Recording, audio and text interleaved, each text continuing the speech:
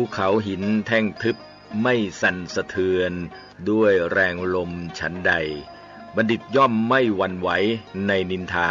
และสรรเสริญฉันนั้นที่นี่สถานีวิทยุสาธารณะจังหวัดเชียงใหม่ FM 92.25 เมกะเฮิรตซ์คลื่นพัฒนาคุณภาพชีวิตวัดป่าแดงมหาวิหารอำเภอเมืองจังหวัดเชียงใหม่ต่อจากนี้ไปขอเชิญท่านรับฟังรายการร่มโพดำเนินรายการโดยพระครูโคสิทธิปริยัตยาภรณ์เจ้าคณะตำบลสุเทพเขตหนึ่งเจ้าอาวาสวัดป่าแดงมหาวิหารอำเภอเมืองจังหวัดเชียงใหม่จัดเสนอโดยกองทุนพระเจ้าติโลกราชกองทุนเพื่อการเผยแผ่ธรรมะและส่งเสริมการศึกษาของพระภิกษุสามเณรเด็กและเยาวชนสว่างนอกด้วยแสงไฟสว่างในด้วยแสงธรรมเจริญสุขท่านผู้ฟังทุกท่านวันนี้ก็ปากกับอาตมาภาพพระครูโกสิทธิ์ปริยัตยาภรณ์เจ้าคณะตำบลสุเทพเขตหนึ่งเจ้าวาดวัดป่าแดงมหาวิหารในรายการร่มโพรายการนี้นำเสนอแก่ท่านผู้ฟังทุกวันเสาร์และวันอาทิตย์โดยจะเริ่มตั้งแต่เวลานี้เป็นต้นไปจากการนำเสนอของกองทุนพระเจ้าติโลกราชกองทุนเพื่อการเผยแผ่ธรรมและส่งเสริมการศึกษานำเสนอสาระซึ่งเป็นคำสอนในทางพระศาสนาแก่ท่านผู้ฟังเพื่อน้อมนำไปพิจารณาปรับใช้ในชีวิตประจำวันพร้อมกันนั้นก็จะมีข่าวสารของทางคณะสงฆ์และกิจกรรมที่น่ารับทราบของชุมชนและท่านทั้งหลายได้รับฟังกันช่วงนี้เป็นช่วงที่ท่านทั้งหลายเป็นกำลังใจแก่พี่น้องที่ประสบภาวะน้ำท่วมพี่น้องอำเภอแม่สายจังหวัดเชียงรายและอำเภอแม่อ้ายจังหวัดเชียงใหม่และก็แถมหลายสถานที่แต่ปีนี้สร้างความเสียหายแก่พี่น้องประชาชนซึ่งเป็นภัยธรรมชาติแต่ก็ดีใจว่าพี่น้องชาวไทยก็มีน้ำใจที่มีต่อผู้ประสบความเดือดร้อนโดยเฉพาะอย่างยิ่งในวงการคณะสงฆ์โดยเจ้าพระคุณสมเด็จพระมหาธีราจารย์เจ้าข้าใหญ่หนเหนือท่านก็สั่งการตามสายงานแล้วก็วางไปช่วยเหลือแล้วทั้งหน่วยงานของรัฐฝ่ายทหารก็ดีฝ่ายภาคเอกชนก็ดีก็กำลังให้ความช่วยเหลือก็มีน้ำใจจากคณะสงฆ์โดยพี่น้องประชาชนก็คือการสนับสนุนอันนี้ก็เป็นภัยธรรมชาติก็เป็นกำลังใจกับทุกท่านที่ปฏิบัติหน้าที่อยู่ในพื้นที่และเป็นกำลังใจกับผู้การสนับสนุนทางฝ่ายทางคณะสงฆ์และฝ่ายทางบ้านเมืองในการร่วมโพของวันนี้ ก็คงจะได้นำซึ่งเป็นคำสอนในทางพระศาสนานำมาฝากท่านทั้งหลายในช่วงแรกของรายการหลังจากนั้นก็จะได้นำเรื่องราวของพุทธกิจท ที่พระพุทธเจ้าของเราได้ปฏิบัติในช่วงของระยะการจำพรรษาแต่พรรษาที่1พรรษาที่2พรรษาที่3วันนี้ก็จะได้นำพรรษาที่3มานำเสนอจะมีเรื่องราวอย่างพองก็ค่อยฟังกันค่อยฟังกันในสถานการณ์ปัจจุบันเนี่ยท่านผู้ฟังโดยเฉพาะอย่างยิ่งเฮาที่เป็นชาวพุทธอยู่ในช่วงที่เฮาได้รับข้อมูลข่าวสารที่หลากหลายถ้าจองพินิจพิจารณาในการรับสารทุกวันนี้ มิจฉาชีพมาหลายรูปแบบก็พัฒนาเทคโนโลยีก็มีความเจริญคนที่สามารถนำเทคโนโลยีมาใช้ที่เป็นประโยชน์ก็มีอยู่มากมายที่มาใช้ที่เป็นประโยชน์แก่พวกกลุ่มเขาที่เรียกว่ามิจฉาชีพเขามีเยอะแยะคนก็เป็นก็เรียกว่ามีผลกระทบอยู่แต่อย่างไรก็ตามท่านผู้ฟังว่าในฐานะที่เราเป็นพุทธศาสนิกชนในยามเนี้ย โดยเฉพาะผู้ที่ผ่านประสบการณ์ในชีวิตมาทุกระดับว่าจะวัยไหนก็คนที่มีกำลังกายเข้มแข็งมีกำลังใจที่ฝึกฝนมาดีเมื่อเจอปัญหาก็สามารถที่จะต่อสู้กับสิ่งเหล่านั้นได้แต่ถ้าหากว่าบางคนประสบปัญหาชีวิตก็ดีก็มักจะตัดสินใจโดยโหดหาญพลันแล่นก็มีอยู่เหมือนกันเพราะฉะนั้นวันนี้เราจะ มาเรียนรู้ร่วมกันโดยเฉพาะหลักที่องค์สมเด็จพระสัมมาสัมพุทธเจ้าท่านได้วางเอาหัวพุทธบริษัททั้งหลายเนี่ยเขาได้นำไปใช้เพราะว่าจะเป็นพระสงฆ์องค์ข้าเจ้าว่าจะเป็นฆราวาสญาติโยมมีอันหนึ่งที่เพิ่นได้กล่าวไว้ที่เรียกว่าอาภินหาปัจจเวคขณะ5ก็คือการหลักการพิจารณาในชีวิตประจำวันอันที่หนึ่งคือเพิ่นบอกว่าควรพิจารณาทุกวันว่าเรามีความแก่เป็นธรรมดาไม่ล่วงพ้นความแก่ไปได้อันนี้คนที่อยู่ในวัย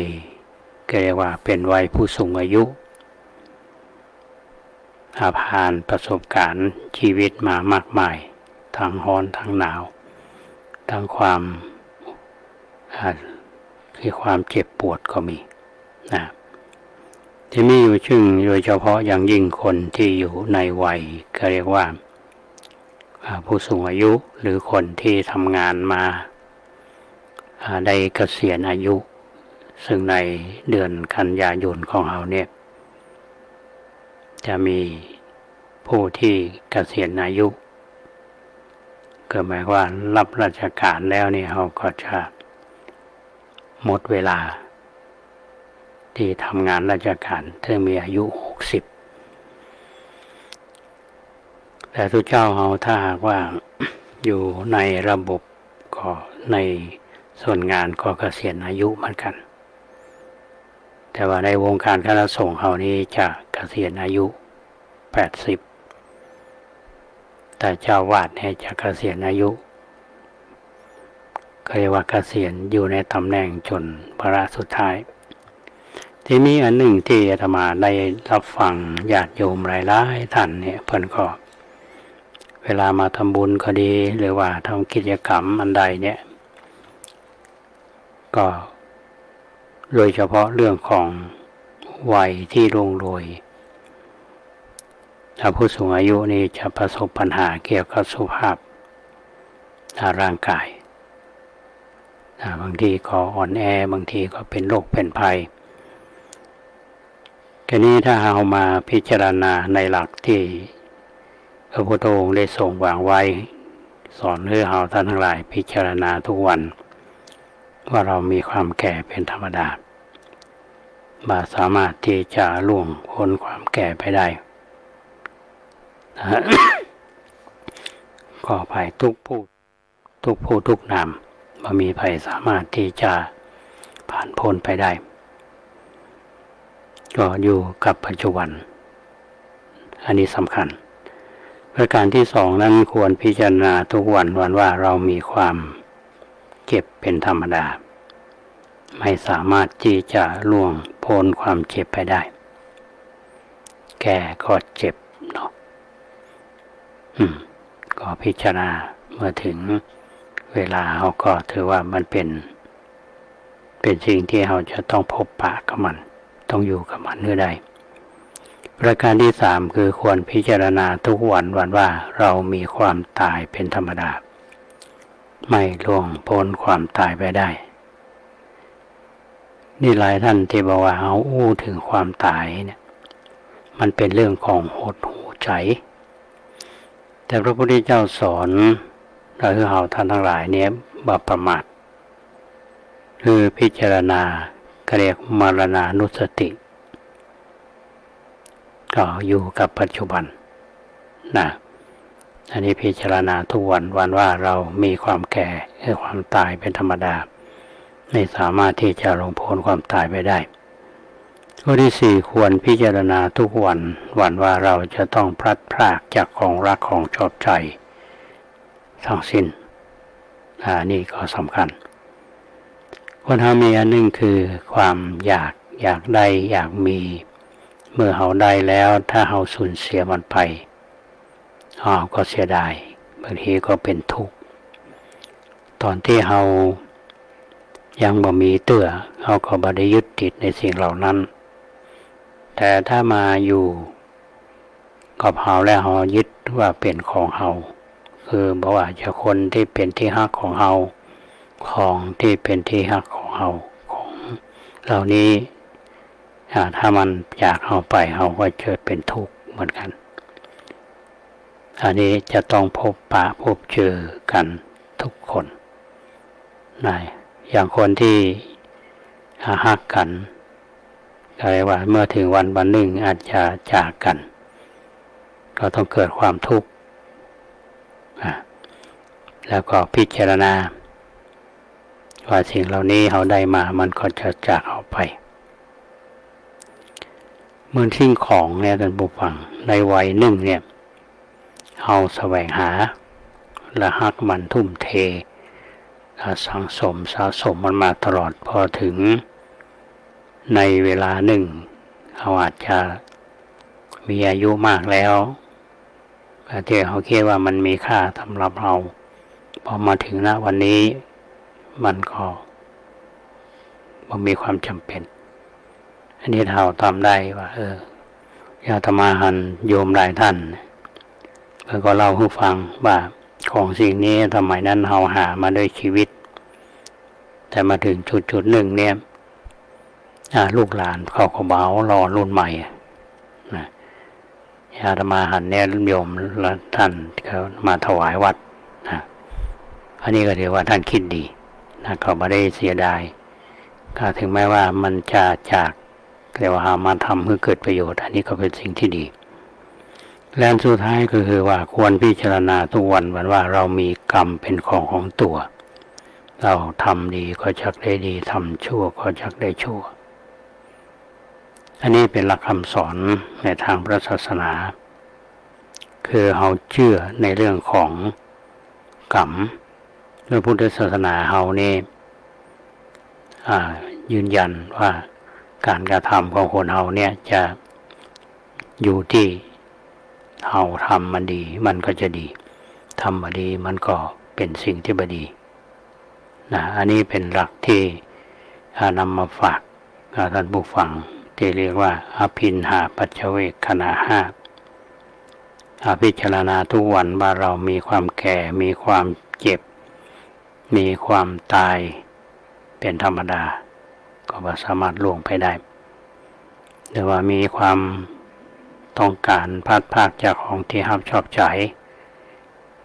ถ้ามันสูญเสียไปเราก็ทำใจได้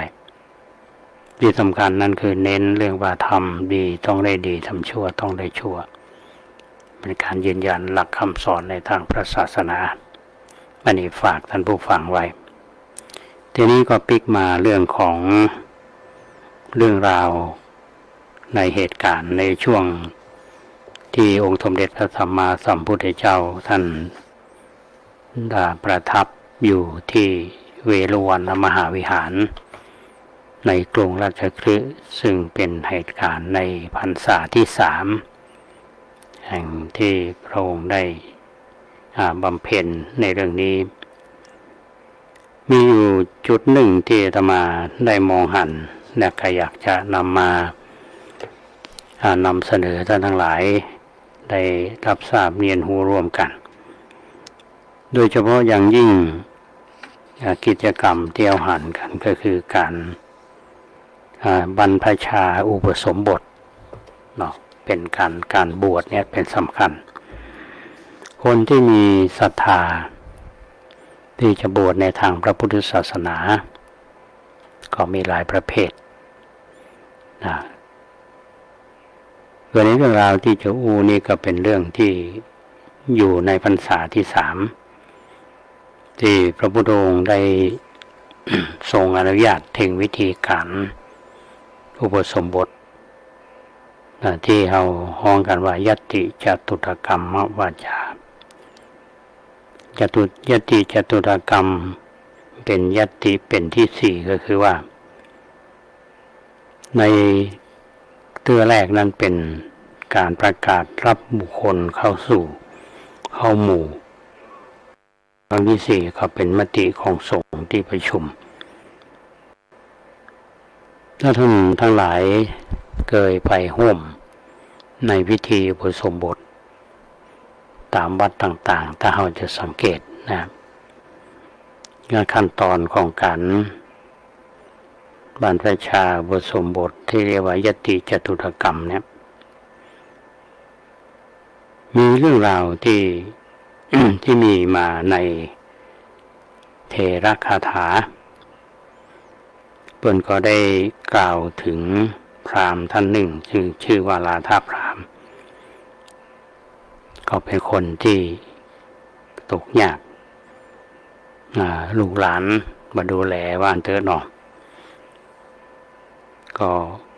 ก็อยากจะบวชไปหาตู้เจ้าเพิ่นก็ตอนสมัยนั้นเพิ่นก็ยังมาบวชคือเพราะว่าการอุปสมบทเอหิภิกขุปสัมปทาเนี่ยพระพุทธเจ้าท่านทรงอุปสมบทด้วยพระองค์เองท่านเรียกว่าเธอจึงเป็นภิกษุมาเถิดธรรมอันเรากล่าวดีแล้วท่านจงประพฤติพรหมจรรย์ให้ถึงที่สุดแห่งทุกข์เถิดอันนี้เป็นบรรพอุปสมบทเป็นพิธีแรกนิยติจตุตกรรมเนี่ยเป็นเรื่องที่มอบความเป็นใหญ่ให้กับพระสงฆ์พระอาตมาเวลาไปเป็นอุปชาเนี่ยอาตมาจะมักจะเล่าให้กับผู้ที่อุปสมบทใหม่พร้อมกับญาติโยมที่ไปร่วมเล่าให้ฟังก็เล่าเรื่องของท่านราธาเนี่ยคือท่านราธาพราหมณ์เนี่ยก็เป็นคนที่บ่มีที่เปิ่งเนาะก็ไปอาศัยฝากชีวิตไว้กับพระแล้วก็เมื่อหันวัดปฏิบัติของพระแล้วเกิดความเลื่อมใสเรื่องเหล่านี้ก็ปรากฏในข่ายพยานขององค์สมเด็จพระสัมมาสัมพุทธเจ้าพระองค์ท่านก็เรียกตรวจดูสัตว์โลกก็ปรากฏในข่ายพยานก็คือท่าน ราธาพราหมณ์เนี่ยจะได้บวชและก็เพื่อที่จะประกาศในเรื่องของคุณธรรมของพระสารีบุตรซึ่งเป็นพระอัครสาวก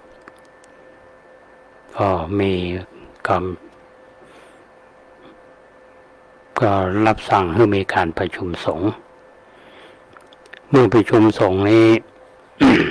พระพุทธองค์ขอได้ตรัสถามบรรดาภิกษุทั้งหลายนะที่อยู่ในที่ประชุมว่า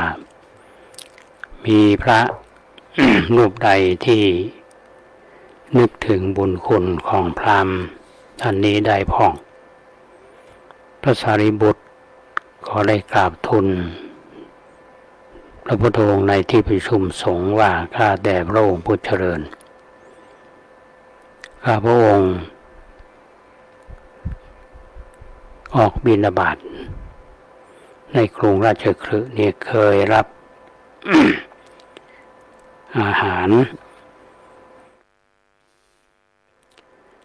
จากพราหมณ์ท่านนี้1 ทัพพีราชาพราหมณ์นี้เคยใส่บาตรท่านพระสารีบุตรด้วยข้าวเพียง1 ทัพพี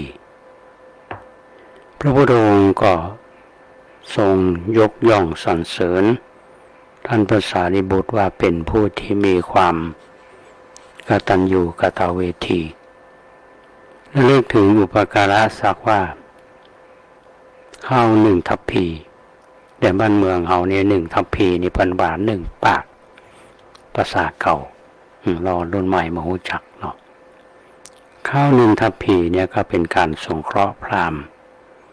ที่ตกยากในบวชแล้วก็สรรเสริญท่านราธาพราหมณ์ว่าเป็นผู้ที่มีความอดทน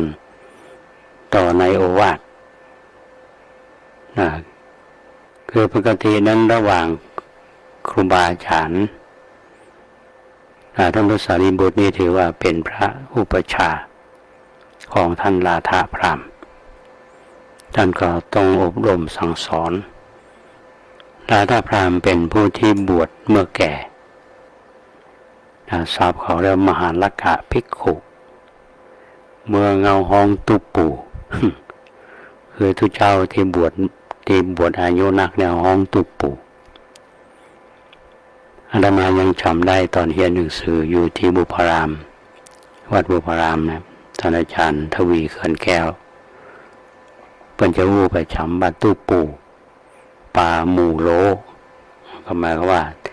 คนที่บวชเมื่อแก่เนี่ยมักจะทำให้หมู่รับความเสียหายตุปูพาหมู่โลแต่ในฐานะที่ท่านราธาพราหมณ์เนี่ยเป็นตุปูบวชแก่เนี่ยท่านบ่โลท่านเป็นผู้ที่มีความอดทนอยู่ในโอวาทของท่านพระสารีบุตรเป็นอย่างดีเพราะมีหลักคิดในเชิงบวกท่านผู้ฟังราธาพราหมณ์นี้ท่านบอกว่าคือการชี้โทษเนี่ยเหมือนกันชี้ขุมทรัพย์วิธีคิดก็คือคิดเชิงบวกเมื่อท่านพระสารีบุตรอบรมสั่งสอนจะได้เนี่ยก็อดทนแล้วก็อยู่ในโอวาทถ้าคนที่ถือเนื้อถือตัวก็จะกระด้างกระเดืองจะมาอ่อนน้อมถ่อมตนกล่าวร้าวอะไรประมาณนั้นถ้าชุดเจ้าเฮาก็บางคนเติบโตมาคนละสังคมกรรมกล่อมเกลาก็แตกต่างกันถ้าได้รับการกล่อมเกลามาดีก็จะเป็นผู้ที่มีความตั้งใจในการที่ปฏิบัติธรรมดังท่านราธาพราหมณ์เนี่ยถึงแม้ว่าท่านจะถูกทอดทิ้งเนาะในวัยชราเนี่ยจากลูกจากเต้ามาปึงวัดแล้วก็ด้วยบารมีของพระเจ้าประสงค์ด้วยคุณของพระศาสนาเนี่ยที่เกื้อกูลและได้ก็เรียกว่ากัลยาณมิตรโดยเฉพาะองค์สมเด็จพระสัมมาสัมพุทธเจ้านี่ท่านมีพระมหากรุณาธิคุณและต้องการประกาศกิตติคุณของท่านพระสารีบุตรพระสารีบุตรนี่ก็จึงได้รับการยกย่องว่าเป็นผู้ที่มีความกตัญญูอย่างพระสารีบุตรนี่ที่มีความกตัญญูแห่งอันหนึ่งที่อยากจะเพิ่มเติม พระสารีบุตรนี้ถ้าเอา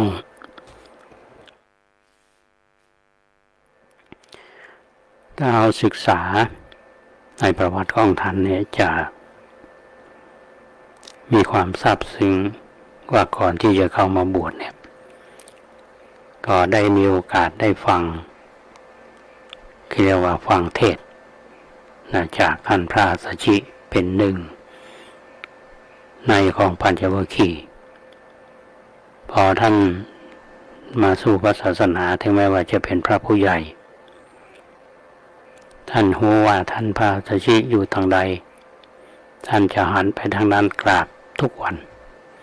แล้วพระที่เป็นปุถุชนธรรมดานี่ก็บอกว่าโอ้พระสารีบุตรนี่เป็นพระผู้ใหญ่ยังงมงายไหวทิศอยู่ลักษณะนั้นก็วิพากษ์วิจารณ์กัน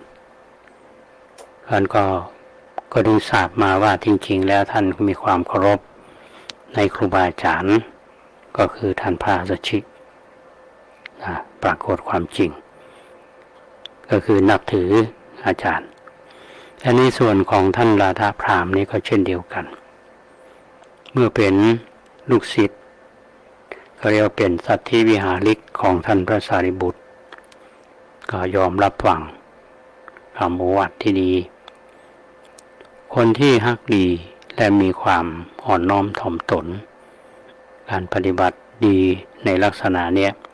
ก็บ่แปลกเลยว่าท่านก็ได้ต่อมาท่านก็ได้เป็นพระอรหันต์รูปหนึ่งในทางพระพุทธศาสนาเพราะฉะนั้นการบรรพชาอุปสมบทเรียกว่ายัตติจตุตกรรมเนี่ยพระสารีบุตรเป็นพระอุปชาซึ่งองค์สมเด็จพระสัมมาสัมพุทธเจ้าท่านก็มอบเพื่อท่านพระสารีบุตรเพราะฉะนั้นตั้งแต่บัดนั้นเป็นต้นมาเนี่ยก็จะประสงค์จะได้เป็นใหญ่ในการอุปสมบทเรามาไปอ่านประวัติศาสตร์อย่างเรื่องราวของพระสงฆ์เราที่ไปศึกษาที่ประเทศศรีลังกาเนี่ยเมื่อกลับมานี่จะมีพระจากลังกาติดตามมาซึ่งเป็นผู้ที่มีพรรษาอาวุโสก็เป็นพระอุปชฌาย์แล้วก็มาบวชอันนี้ก็เป็นเรื่องที่มีมาในปฏิบัติตามหลักของพระธรรมวินัยผู้ที่มีพรรษาตั้งแต่10เป็นต้นไปก็สามารถเป็นพระอุปชฌาย์อย่างปัจจุบันนี้ยังจะเป็น20พรรษานี่ก็ยิ่งดีอันนี้ตามหลักของพระธรรมวินัยเพราะฉะนั้นการอุปสมบท ทุกวันนี้ก็ยังยึดแนวปฏิบัติในลักษณะนั้นนี่ก็เล่าสู่ท่านทั้งหลายได้ฟังว่าวันนี้ ที่นำมาเล่าก็คือเรื่องราวของการอุปสมบทที่เรียกว่ายัตติจตุตกรรมภวาจาพระองค์ได้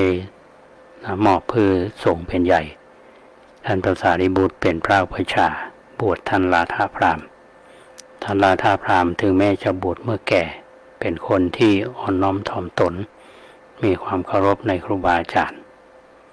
ก็คิดบวกตลอดเพราะฉะนั้นคนที่มาบวชเมื่อแก่เนี่ยมันจะมีหนึ่งก็คือ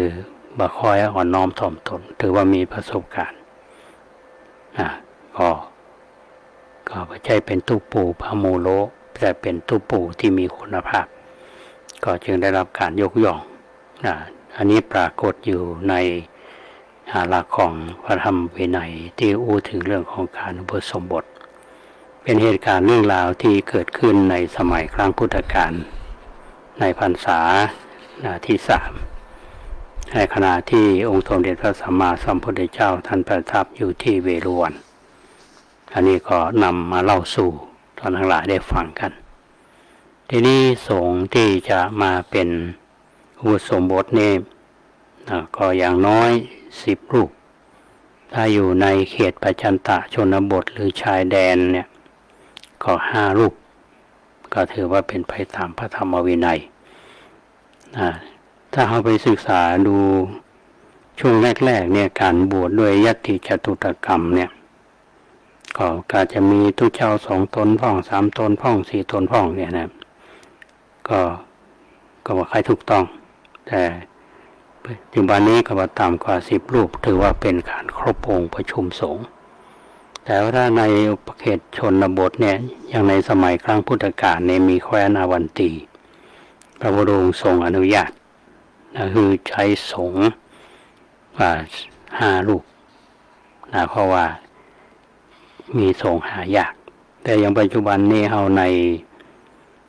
นเมืองเฮาก็ได้ปฏิบัติตามพระธรรมวินัยอย่างน้อยก็10 รูปก็ฝากบรรดาพี่น้องท่านสาธุชนไว้ก็เป็นความรู้เรื่องราวที่มีมาในครั้งพุทธกาลก็นำมาเล่าสู่ท่านทั้งหลายได้ฟังกันทีนี้การที่ อุปสมบทในช่วงของในครั้งพุทธกาลเนี่ยที่อาตมาภาพบอกว่าในเมืองอย่างเมืองทางแคว้นอวันตีที่ว่าที่หายากอันนั้นก็เป็นตัวอย่างในครั้งพุทธกาลอันนี้ก็เป็นเรื่องราวที่นำมาเล่าสู่ท่านทั้งหลายได้ฟังกันนะพอเป็นช่วงแรกของรายการในช่วงที่2ของรายการนี้ขอได้เป็นข่าวสารของทางคณะสงฆ์ที่ว่าอย่าโดยเฉพาะคณะสงฆ์จังหวัดเชียงใหม่เฮาซึ่งขณะนี้พระเดชพระคุณท่านเจ้าคุณพระเทพมังคลาจารย์ซึ่งบริหารเป็นเจ้าคณะจังหวัดเชียงใหม่พระเดชพระคุณก็มีงานอันหนึ่งที่ผ่านสื่อแม้แต่สถานีวิทยุของเขาเนี่ยก็ ประชาสัมพันธ์ ก็คือการสร้างพุทธมณฑลที่บ้านโถกเสืออำเภอดอยหล่อ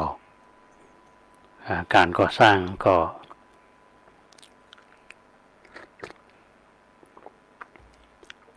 คืบหน้า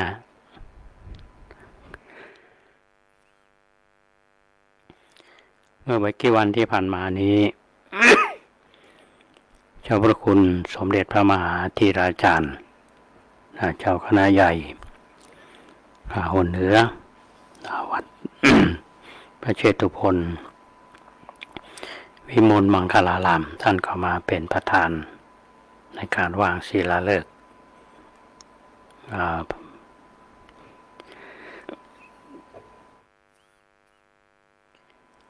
ประธานพุทธมณฑลเนาะแล้วก็จะมีสิ่งก่อสร้างอย่างแถมกรรมเนี่ยธรรมาก็จะมานำเสนอต่อช่วงนี้ขออนุญาตจิบน้ำอุ่นๆก่อน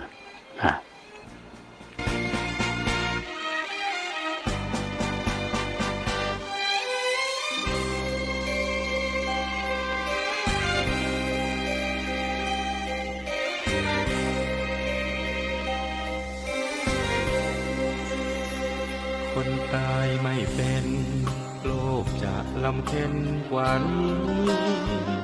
ความตายไม่มีโลกนี้จะอยู่ได้ไหมคนคงลำบากไม่รู้จะอยู่อย่างไรคงมีคนร้ายมากมายท่วมล้นแผ่นดินรู้ตัวต้องตายก็ยังไม่ไหวชั่วช้าเกลียดชังโกรธาเห็นค่าดังคนได้ยินโลกนี้แสนยุ่งต่างมุ่งแย่งกันหากินคุณธรรมไร้สิ้นชีวิตฟาดฟันฆ่าแกงเราควรคิดถึงความตายที่เป็นความหมา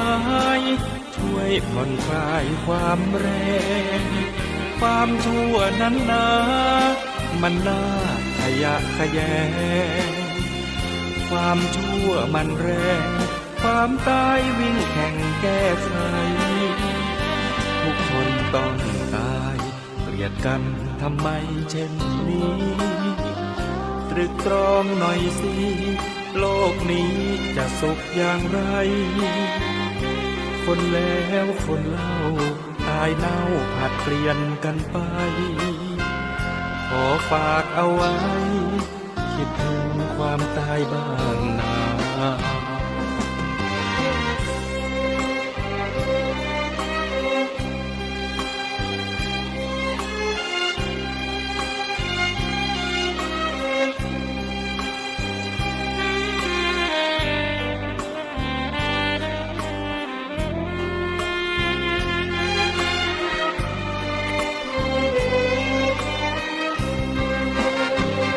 เราควรคิดถึงความตายที่เป็นความหมายช่วยผ่อนคลายความแรงความชั่วนั้นนะมันน่าขยะแขยงความชั่วมันแรงความตายวิ่งแข่งแก้ไขทุกคนต้องตายเกลียดกันทำไมเช่นนี้ตรึกตรองหน่อยสิโลกนี้จะสุขอย่างไรคนแล้วคนเล่าตายเน่าผัดเปลี่ยนกันไปขอฝากเอาไว้คิดถึงความตายบ้างนา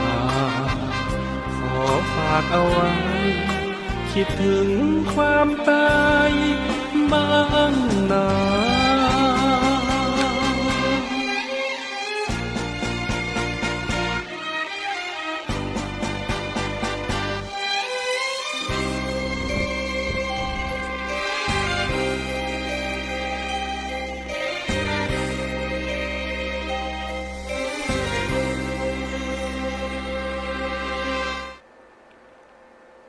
ในช่วงของการเข้าพรรษาของทุกปีก็จะมีกิจกรรมของคณะสงฆ์โดยเฉพาะคณะสงฆ์ตำบลสุเทพก็คือโครงการธรรมสัญจรแล้วก็ปีนี้จะมีโครงการที่ทำเพิ่มมาอีกโครงการหนึ่งก็คือวิปัสสนาสัญจรซึ่งทางคณะสงฆ์ตำบลสุเทพได้รับการสนับสนุนกิจกรรมมาเป็นเวลาหลายปีจากเทศบาลตำบลสุเทพก็จำได้ว่าตั้งแต่สมัยยังเป็นอบต.แล้วขึ้นมาสมัยที่เป็นเทศบาลผู้บริหารก็หันความสำคัญนะก็คืองบประมาณอุดหนุนโดยเฉพาะในปีนี้ทางคณะสงฆ์ตำบลสุเทพก็มีการประชุมจัดกิจกรรมกันแล้วก็ดำเนินการมาหลายแห่งแล้วโครงการธรรมสัญจรก็บอกแล้วว่าคือเราจะเป็นกิจกรรมที่ทางคณะสงฆ์พร้อมโดยพี่น้องศรัทธาวัดนั้นๆแล้วก็ทำชุมชนนั้นๆทำกิจกรรมร่วมกันแล้วก็เน้นความมีส่วนร่วมทั้งกับวัดกับทางชุมชนแล้วก็ทางโรงเรียนโดยเฉพาะกลุ่มเยาวชนจากโครงการธรรมสัญจรนี้จะมีกิจกรรมไหว้พระสวดมนต์โดยเฉพาะสวดมนต์สรพัญญะก็มีนักเรียนในโรงเรียนตำบลสุเทพเข้าร่วมกิจกรรมและหัวใจของธรรมสัญจรก็คือการเทศน์คือการแสดงพระธรรมเทศนาเผยแผ่ธรรมแก่พี่น้องประชาชนอันนี้เป็นกิจกรรมงานด้านการเผยแผ่ของคณะสงฆ์ที่เราดำเนินการมาแล้ว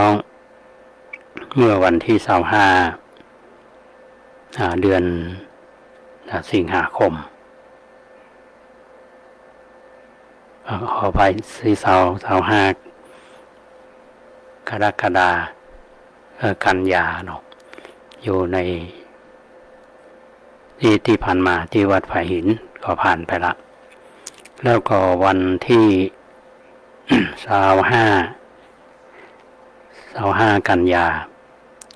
ยา2567 ที่มูลนิธิสถาบันครูบาศรีวิชัยอันนี้จัดในนามวัดผาลาดในวันพรุ่งนี้เวลาบ่ายโมงมูลนิธิสถาบันนี้หลายท่านก็รู้จักคือบริเวณของลานอนุสาวรีย์เนี่ยจะมีร้านดอกไม้หลังร้านดอกไม้เนี่ยจะมีวิหารเหมือนจำลองวิหารวัดสวนดอกเนาะอันนี้เป็นของที่ทำการของมูลนิธิสถาบันครูบาศรีวิชัยนะเพราะฉะนั้นเชิญพี่น้องตำบลสุเทพเฮาเข้าร่วมกิจกรรมซึ่งก็จะมีพระในวัดต่างๆในตำบลสุเทพเฮาเนี่ยจำนวน12 วัดเข้าร่วมกิจกรรมในวันพรุ่งนี้จะเริ่มเวลาบ่ายโมงเป็นต้นไปเนาะใกล้ลานอนุสาวรีย์แล้วพอวันที่29 กันยายน 2567 ซึ่งเราจัดกันที่วัดลำเปิงตรงนี้เขาเรียกว่าอปอนี่ก็คือหน่วยอบรมประชาชนประจำอำเภออบตนี้หน่วยอบรมประชาชนประจำตำบลที่จัด2 เตื้อคือที่วัดไผ่หินกับที่มูลนิธินี้ในนามของอบตหน่วยอบรมประชาชนประจำตำบลสุเทพทีนี้ในฐานะที่พระเดชพระคุณท่านเจ้าคุณพระภาวนาธรรมาภิรัตน์เป็นเจ้าคณะอำเภอเพิ่นก็มีนโยบายที่จะคือหน่วยอบรมประชาชนประจำตำบลในอำเภอเมืองเราเนี่ยได้เข้ามามีส่วนร่วมโดยคณะสงฆ์ตำบลสุเทพเราก็เป็นเจ้าภาพวันที่29ก็เริ่มตั้งแต่ทุ่มเป็นต้นไปกิจกรรมก็เหมือนที่ว่าเหมือนกันนะก็คือมีการสวดสรพัญญะและก็แสดงพระธรรมเทศนาอันนี้เป็นโครงการธรรมะสัญจรซึ่งทางเทศบาลตำบลสุเทพเนี่ยเป็นอุดหนุนงบประมาณ 200,000 บาทอันนี้ก็ต้องขออนุโมทนากับท่านนายกและก็ผู้บริหารที่ให้ความสำคัญเกี่ยวกับเรื่องนี้และก็เชิญชวนบรรดาพี่น้องเข้าร่วมกิจกรรมธรรมะสัญจรดังที่กล่าวแล้วและทำโครงการนั่นโครงการหนึ่งก็คือวิปัสสนาสัญจรวิปัสสนาสัญจรเนี่ยก็ดำเนินการโดยในความรับผิดชอบของวัดลำเปิงตะโพธารามแต่ในนามของคณะสงฆ์ตำบลสุเทพก็คือพระเดชพระคุณท่านเจ้าคุณพระภาวนาธรรมาภิรัตน์ในฐานะท่านเป็นพระวิปัสสนาจารย์และวัดลำเปิงเขาก็เป็นสำนักวิปัสสนาจารย์สืบทอดมานานละทีนี้เป็นก็อู้กันในแนวคิดของท่านก็คือปกติเนี่ยงานตรวจการคณะสงฆ์เป็นหน้าที่ของเจ้าคณะอำเภอที่ปฏิบัติกันมาอย่างต่อเนื่องแต่ท่านก็มีนโยบายว่าจะนำวิปัสสนาจารย์วิปัสสนาสัญจรเนี่ยไปตามวัดต่างๆโดยมีโยคีของวัดลำเปิงพระวิปัสสนาจารย์ของวัดลำเปิงภายในวัดต่างๆก็จะมีพระภิกษุสงฆ์สามเณรและก็ญาติโยมในวัดในชุมชนเข้ามามีส่วนร่วมอันนี้ก็เป็นเรื่องที่ดีผู้ไปปฏิบัตินี้โยคีเนี่ยจะเป็นชาวต่างประเทศก็มีท่านผู้ฟังที่เพิ่นมาปฏิบัติที่วัดลำเปิงนั่นแหละ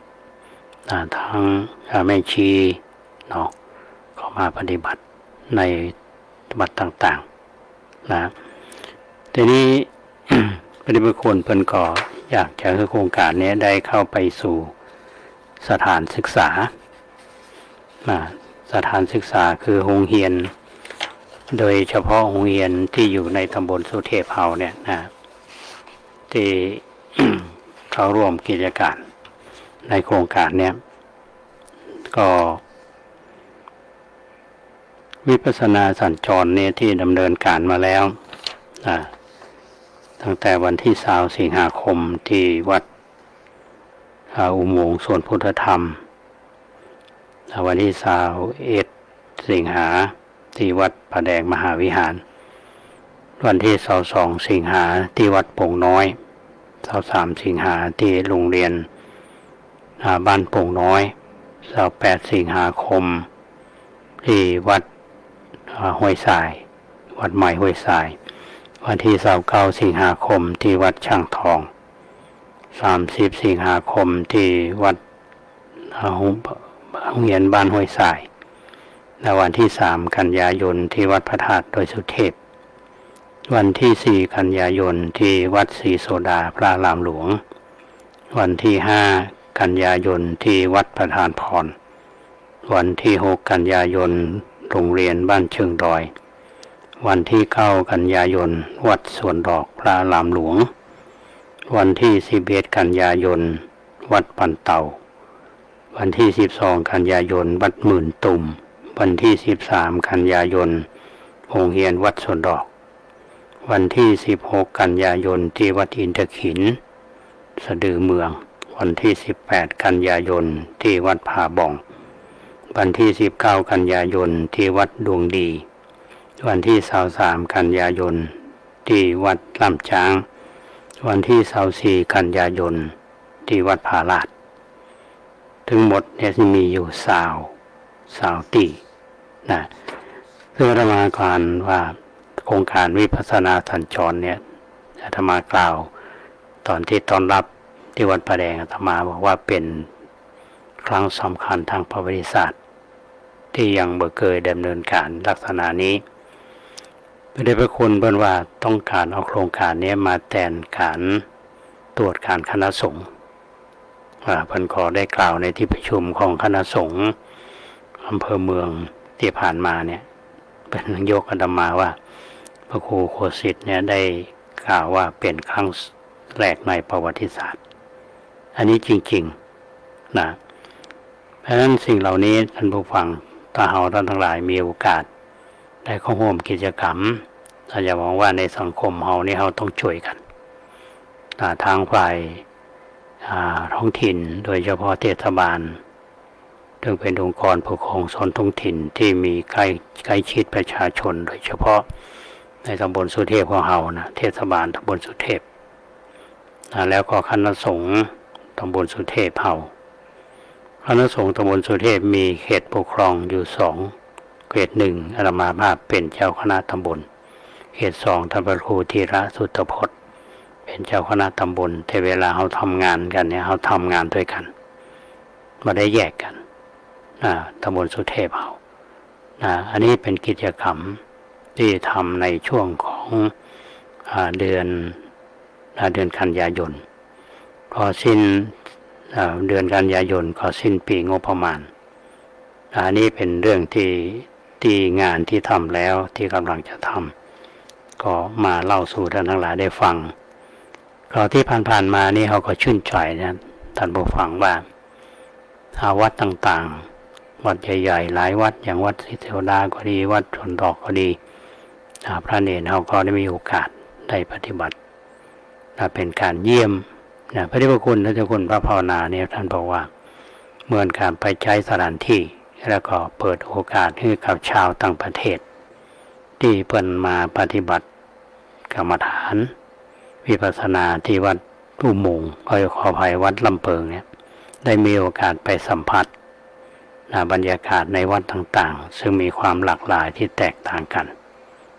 นั่นคิดว่าเป็นเรื่องที่ดีท่านบอกอย่างนั้นอันนี้คือโครงการธรรมสัญจรและก็โครงการวิปัสสนาสัญจรซึ่งทางคณะสงฆ์ตำบลสุเทพโดยวัดลำเปิงตาโพธารามซึ่งเป็นผู้ที่รับงบประมาณมาดำเนินการในนามของคณะสงฆ์ตำบลสุเทพที่ทำมา ก็ไม่จะไปลืมกันแล้วกันวันพรุ่งนี้เนาะวันก่อนนี้ท่านวัยวัจกรของวัดห้วยทรายคุณปัญญาได้โทรศัพท์หาอาตมาขอทราบรายละเอียดเกี่ยวกับกิจกรรมธรรมสัญจรแล้วก็วิปัสสนาสัญจรก็คือข้อมูลไปแล้วก็คิดว่าพี่น้องบ้านห้วยทรายเฮาก็ดีเนาะบ้านอื่นๆก็ดีที่บางท่านก็อาจจะเปิดเครื่องรับฟังก็จะรับข่าวสารจากสถานีวิทยุ92ของเราในวันนี้อันนี้เป็นเรื่องของงานคณะสงฆ์ทีนี้ก็มาถึงเรื่องงานของวัดป่าแดงมหาวิหารนะท่านผู้ฟังมีโยมมาทำบุญเพิ่นก็ถามว่าตุลุงวัดป่าแดงจะมีกฐินเมื่อใดหรือบางคนก็ถามว่าหลวงพ่อจะมีกฐินเมื่อใดนะที่หลายท่านที่ติดตามรายการอาตมาเคยพูดในรายการนี้ละจากการที่ทางคณะวิศวกรรมศาสตร์มหาวิทยาลัยเชียงใหม่คณะสถาปัตยกรรมศาสตร์มหาวิทยาลัยเชียงใหม่เนี่ยเพื่อคือการสนับสนุนโดยการทำโครงการปรับปรุงพัฒนาการใช้พื้นที่วัดป่าแดงมหาวิหารและการออกแบบและสร้างการศูนย์การเรียนรู้และพิพิธภัณฑ์วัดป่าแดงมหาวิหารทีนี้ทางคณะเพิ่นก็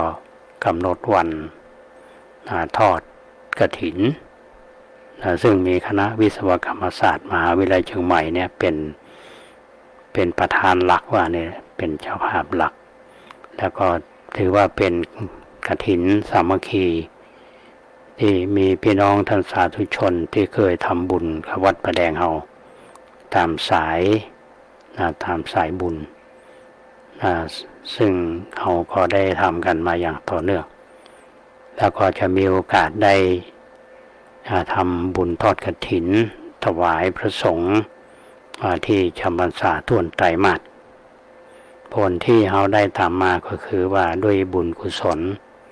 ที่ท่านทั้งหลายได้บริจาคทรัพย์เขาก็จะไปดำเนินการเพื่อสร้างทำในกิจกรรมโครงการที่ดำเนินการ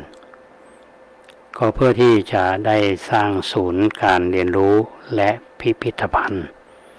ติโลกราชก็วัดป่าแดงเฮานี้พระเจ้าติโลกราชเป็นผู้สถาปนาเป็นวัดสำคัญทางประวัติศาสตร์ถึงแม้ว่ามันจะถูกลืมไปแล้วเขาก็มาลื้อฟื้นกันวางแผนพัฒนามีแผนระยะสั้นระยะยาวมีอยู่ในแผนแล้วก็จะดำเนินการตามแผนก็แล้วก็ยกย่อง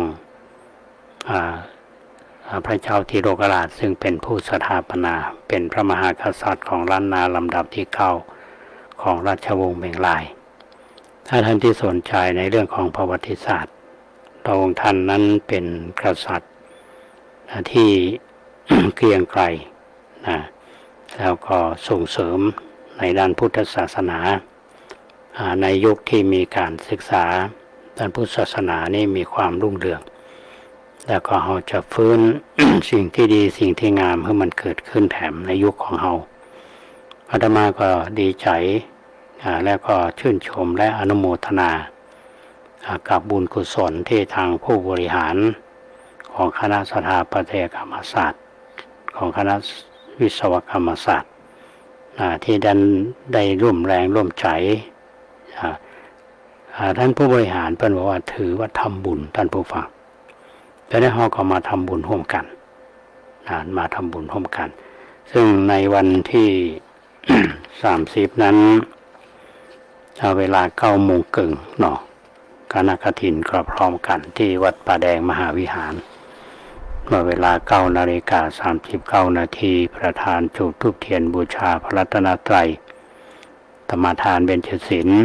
ถวายผ้ากฐินประสงค์อุปโลกกฐินประสงค์อนุโมทนาคาถาเจริญจิตภาวนาแผ่เมตตา 11 โมงก็ถวายภัตตาหารเพลแด่พระภิกษุสงฆ์สามเณรเที่ยงก็เชิญผู้ที่มาร่วมงานรับประทานอาหารกลางวัน ท่านใดที่จะร่วมกันเป็นกองกฐินร่วมกันเป็นเจ้าภาพลงทานก็สามารถติดต่อได้ที่ธรรมภาพพระครูโกสิทธิ์ปริยัตยาภรณ์เจ้าวาดวัดประแดงมหาวิหารใจหมายเลข0818815690 เบอร์เดิมเบอร์เดียว ที่ธรรมภาพโยมที่มาทำบุญที่วัดประแดงเนี่ยก็มีความหลากหลายแต่ที่ชื่นใจก็คือว่าโยมที่มาวัดเนี่ยเพิ่นก็บอกว่าเพิ่นก็สนใจในเรื่องของประวัติศาสตร์โดยเฉพาะอย่างยิ่งในยุคของพระเจ้าติโลกราชและนักวิชาการหลายๆท่านก็ให้ความสำคัญกับเรื่องราวของวัดประแดงมหาวิหารในแง่ของประวัติศาสตร์โดยเฉพาะท่านศาสตราจารย์เกียรติคุณดร.สุรพลดำริกุลเมื่อก่อนท่านก็ทำงานอยู่ที่คณะวิจิตรศิลป์มหาวิทยาลัยเชียงใหม่ท่านมีผลงานด้านศิลปะ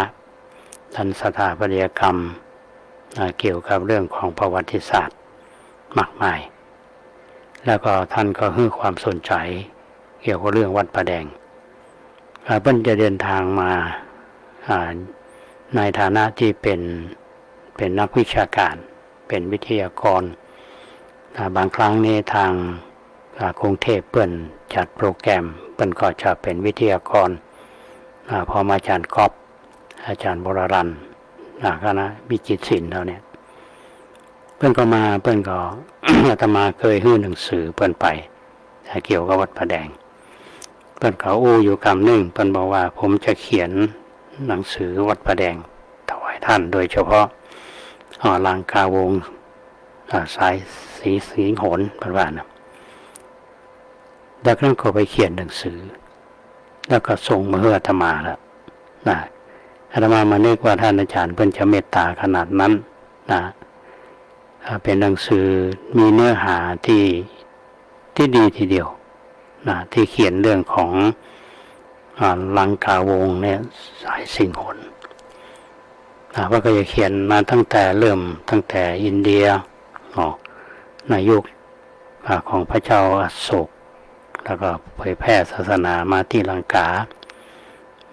านี้ก็เผยแพร่ไปที่นครศรีธรรมราชขึ้นมาที่สุโขทัยอยุธยามาล้านนามาเชียงใหม่เฮาเนี่ยและแถมสายหนึ่งก็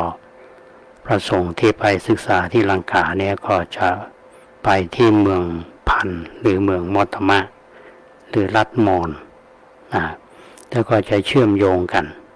ในเรื่องของพุทธศาสนาในสมัยพุกามจะมาสมัยเมืองพันหรือเมืองมอตมะเนี่ย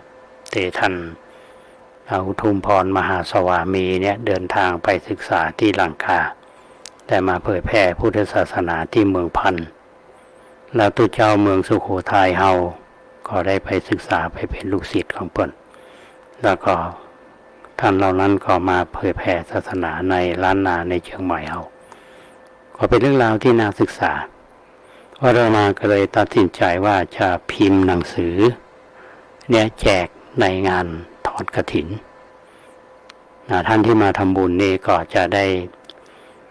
รับหนังสือเล่มนี้เรื่องนี้กำลังเตรียมที่จะเข้าลงพิมพ์อยู่ก็รับประกันว่าหนังสือเล่มนี้เป็นหนังสือเล่มที่น่าอ่านเล่มหนึ่งซึ่งอาตมาก็ต้องขอบคุณท่านศาสตราจารย์เกียรติคุณดร.สุรพลดำริกุลเป็นอย่างยิ่งที่ท่านอาจารย์เป็นเมตตา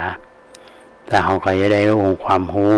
ด้านประวัติศาสตร์โดยเฉพาะการเผยแผ่พุทธศาสนาใน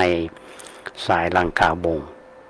ในสายของวัดประแดงเนี่ยได้แผ่ไปตรงไหนบ้างไปถึง